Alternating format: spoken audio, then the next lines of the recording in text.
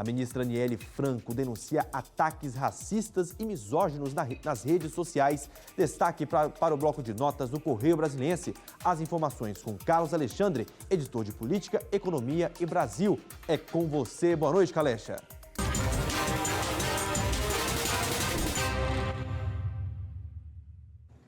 Boa noite, Mobile, a todos que nos acompanham aqui no Jornal Local. Olha, o nosso destaque de hoje vai para os recados do Supremo Tribunal Federal ao governo dos Estados Unidos, aos Estados Unidos e essa ofensiva aí contra o Brasil.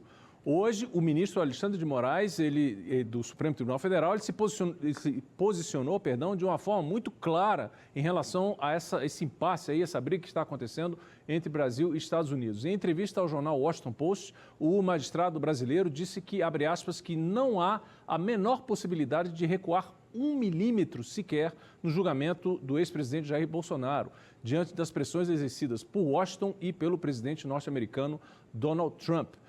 Como o uso dessas sanções da Lei Magnitsky e restrições de viagem, por exemplo. Esses são alguns dos exemplos das sanções que estão sendo impostas aí, não só para autoridades, inclusive o Alexandre de Moraes, como até familiares de autoridades brasileiras. O jornal norte-americano, do Washington Post, que é conhecido, assim, ele é um ícone, digamos assim, do jornalismo, é o principal da capital dos Estados Unidos e um dos maiores do país, publicou nesta segunda-feira, vocês estão vendo aí a foto e o título da manchete do Washington Post, um título de uma reportagem no qual chama o ministro do Supremo Tribunal Federal, o Alexandre de Moraes, de o juiz que se recusa a ceder à vontade de Trump.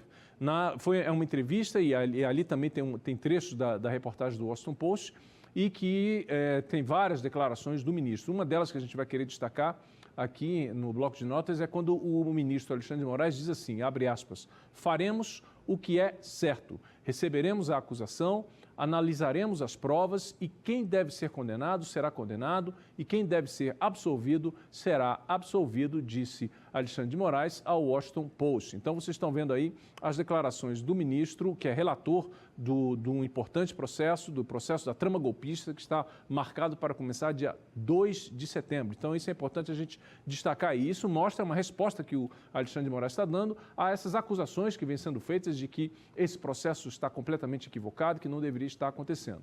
Dentro desse pacote aí, a gente vai falar de um outro destaque aqui no bloco de notas, que veio do ministro Flávio Dino, o também representante do Supremo Tribunal Federal, decidiu nesta segunda-feira que as restrições a empresas ou instituições que atuam no Brasil, quando baseadas em determinações de outros países, não podem ser aplicadas sem autorização do Supremo. Significa o seguinte, que decisões que vêm do exterior não podem ser aplicadas automaticamente aqui no Brasil. Precisa de uma chancela do Judiciário brasileiro. Essa decisão de Flávio Dino ocorreu em ação que foi apresentada pelo Instituto Brasileiro de Mineração, o IBRAM, no caso que envolve a disputa com municípios brasileiros que recorreram à Justiça da Inglaterra em relação a questões ligadas à mineração. O ministro Flávio Dino afirmou que medidas como congelamento de bens, cancelamento de contratos e suspensão de serviços somente podem ser impostas mediante manifestação expressa do STF. Olha, embora o ministro Flávio Dino não tenha citado a Lei Magnitsky, que determinou sanções contra Alexandre de Moraes, o ministro Flávio Dino não mencionou a norma norte-americana, mas ele está dizendo o seguinte, que essa decisão, tem muita gente que está entendendo que essa decisão, Dino, sinaliza o posicionamento do STF em relação às eventuais sanções determinadas aí por nações estrangeiras, tá certo? Lembrando que a Lei Magnitsky, ela prevê sanções para financeiras, contra cidadãos e entidades estrangeiras. Essa norma autoriza, por exemplo, congelamento de ativos, cancelamento de cartões de crédito, fechamento de contas bancárias e até impedimento de entrada nos Estados Unidos. Um dos exemplos aqui para você é exatamente o ministro Alexandre de Moraes, que entra, digamos assim, no alvo dessas questões todas. Então, a gente está vendo aí duas decisões que mostram os recados aí do Supremo em relação a essa ofensiva que vem dos Estados Unidos, ok? Um terceiro destaque aqui da nossa edição do Bloco de Notas vem no governo. A ministra da Igualdade Racial, Aniele Franco, ela denunciou nas redes sociais ataques de racismo e misoginia que tem recebido na internet. São ataques, inclusive, frequentes. Em um vídeo publicado no Instagram, a Aniele Franco exibiu prints, vocês estão vendo aí algum desses trechos, prints de comentários criminosos que, segundo a titular da pasta da Igualdade Racial, ela vem recebendo com frequência na internet. A ministra lamentou que a sociedade brasileira não tenha avançado plenamente na discussão sobre política, gênero e raça no Brasil e também na garantia total de direitos humanos. Ela defendeu, por fim, a regulamentação das redes sociais para combater o racismo e a injúria racial. Dá uma olhada. Vou trazer para o feed e vou deixar aqui para vocês também de exemplo, né, o que eu tô falando. Diariamente eu abro meu Instagram, ou Facebook, ou Twitter, ou até os threads, né, da vida e tem mensagens como esse tipo aqui.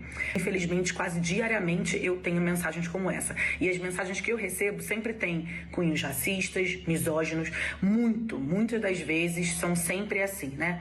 E é impressionante que a gente vem falando de violência política de gênero e raça há muito tempo. E o outro ponto é que não é de hoje que a gente fala de regulamentar, regularizar. É isso aí. Diga não ao racismo e ao preconceito. O Bloco de Notas fica por aqui. Eu volto com você, Mobile. Isso, até amanhã então. Carlos Alexandre com mais notícias e informações pra gente.